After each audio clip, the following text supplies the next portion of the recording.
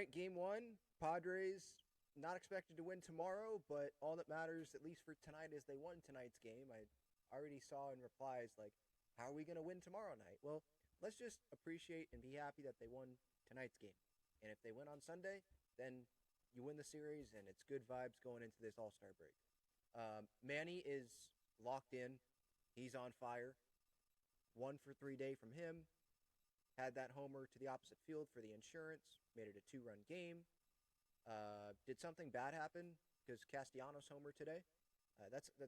I know it's a joke, but that's pretty much what I thought of immediately when Castellanos took Ryan Bergert yard there. Merrill, he had the height on it, but it was just a little bit too far for him to rob that one. Iglesias came through with a double, tied it up at 1. Tatis RBI single. That one is that made it 3-1. Where was the other? Where was the ground out? There it is. Diaz with the ground out made it 2-1. Tatis comes through 3-1. Schwarber with a homer, which that was batting practice. I mean, Ryan Bergert, he knew it right when Schwarber hit it, but fastball, meatball, and that ball's crushed. Was not Darvish in the NLCS crushed, and I'm going to remember that for the rest of my life because I was sitting in the upper deck, and I was sitting way down the line, not on the outfield side of the foul pole, but on the other side of the foul pole in the upper deck. And Schwarber hit a ball that was probably within 10 feet of my head, whizzed past, and I was way down the line. He crushed that ball. And then what happens later in that bat? He hits a ball that's probably the farthest ball in Petco Park history into the freaking second deck. So that sucked. And that him homering at Petco, I don't care where it is, but especially like tonight where he hit it to right field, it always is going to bring those flashbacks back. But again, Padres won the game, so really, who cares? Yeah, Manny, getting the second half Manny, and just overall, right? Teams that Mike Schilt manages, usually they're better in the second half of the season, after the All-Star break. I know it's already the second half of the season, numbers-wise, because it's past 81 games already, but you get the point. I know there's a break here, but is there much of a break for Manny? Is there much of a break for Tatis? No, because the All-Star game's not really a break. Like, you're doing stuff. You're getting pulled in all these directions. You're still swinging the bat. So could that be a good thing? I think that, there's a lot of talk about don't do the home run derby, don't do this, don't do that, don't want to get hurt, take this time to rest.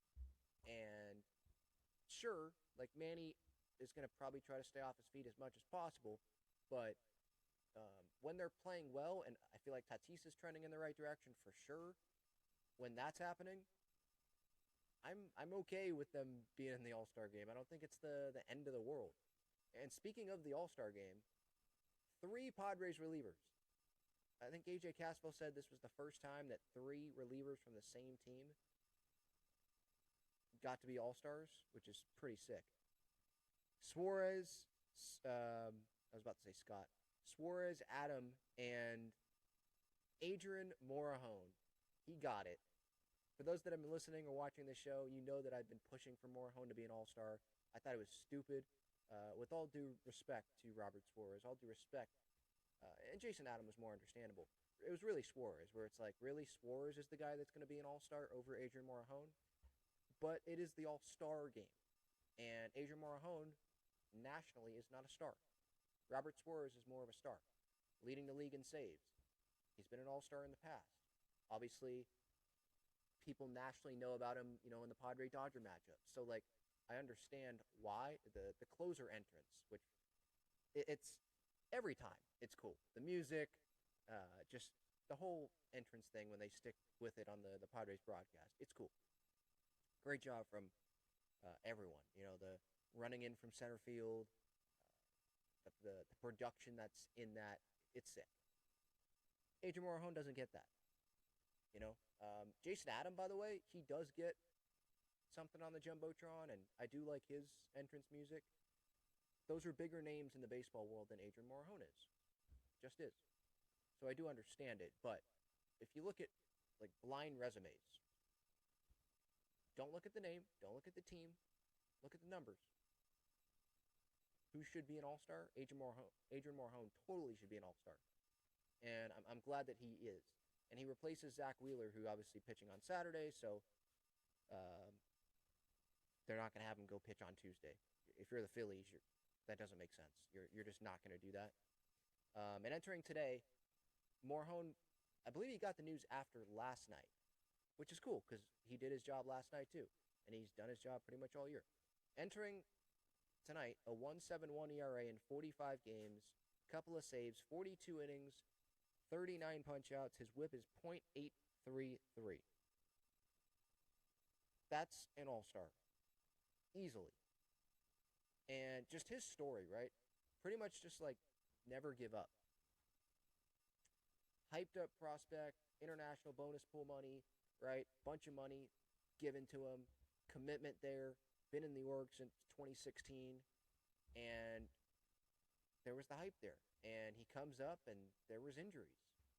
Tommy John surgery, I believe. And it was just like, all right, when's the time? It felt like the time was ticking on whether the Padres were going to give up on Morejon or not. Or, it felt like the time was coming pretty close. But they stuck with him, and he stuck with the Padres, and he kept going. And look at where he's at now. So, started him as a starter, experimented with that.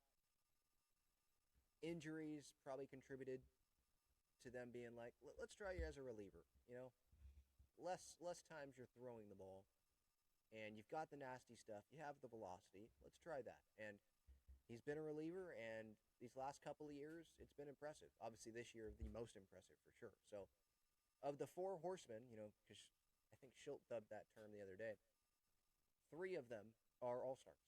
Estrada, he's not going to be an all-star, but I'll take Jeremiah Estrada as my 4th reliever any day of the week, and twice on Sunday. Like, that guy's nasty, too.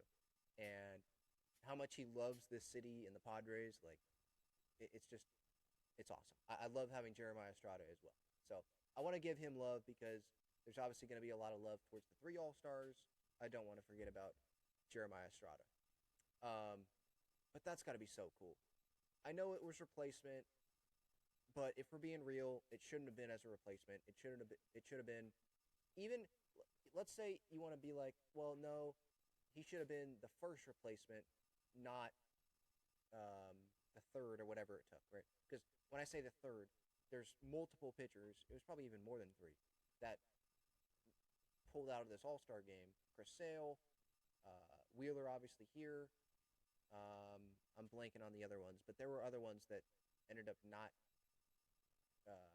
continuing with this All-Star appearance, at least being on the roster. They'll probably still go to the weekend or the week, but he should have been at least the first replacement, and he wasn't.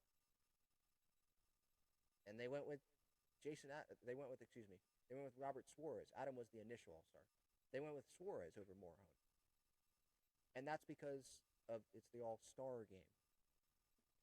So it is understandable, but like at the same time, Suarez already had his All-Star appearance.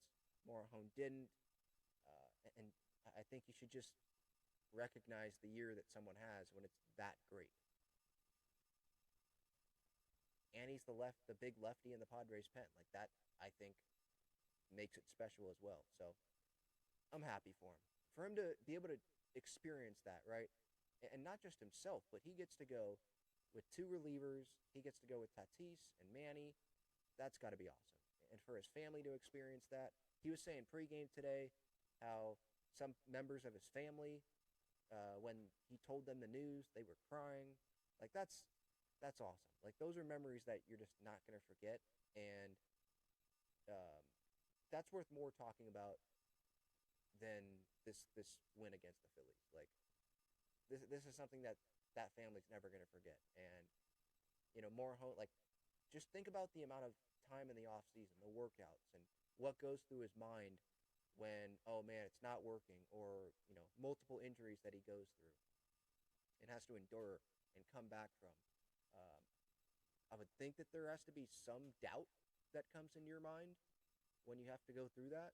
because you're thinking in 2016 when you're given that money by the Padres, yeah, I'll be in the big leagues and I'll be an all-star multiple times. It's not doesn't always work that way. I'm looking right now at his injury history so many times on the injured list to start his career.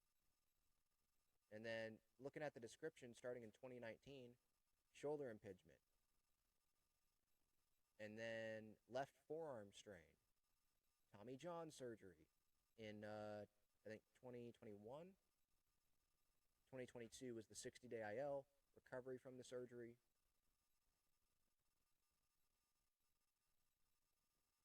Left shoulder inflammation in 2022 after coming back from the Tommy John. Left elbow sprain. Right knee inflammation in 2023. Like, he's gone through a lot. And so there probably were some long nights there, some doubts that crept into his head, but for him to keep going like this, I think that's an awesome story. So I wanted to spend the majority of the time talking about that because I think San Diego loves Adrian Morejon, and we appreciate Adrian Morejon. We're watching him every night, but I think Major League Baseball as a whole doesn't appreciate Adrian Morejon as much as they should, or recognize him as much as they should.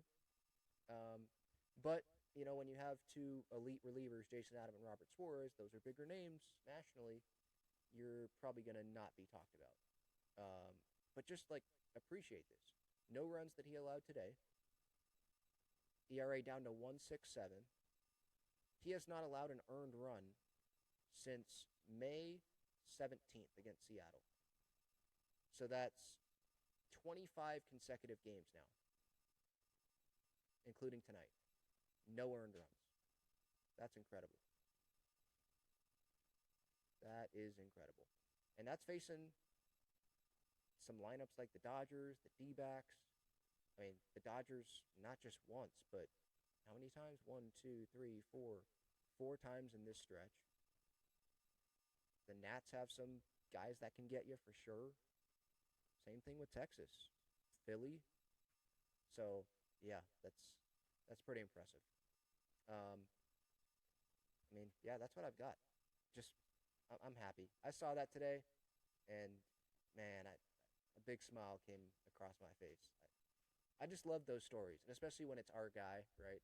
Someone that's been in, not just, he was just acquired, and we know his story, and we're still rooting for him. That's cool, too, but when it's 2016 international class, and he's in your system, and everything that he had to go through, and he was with the Blue Padres, and then he goes into the Brown, and, finally can get this moment. That's awesome.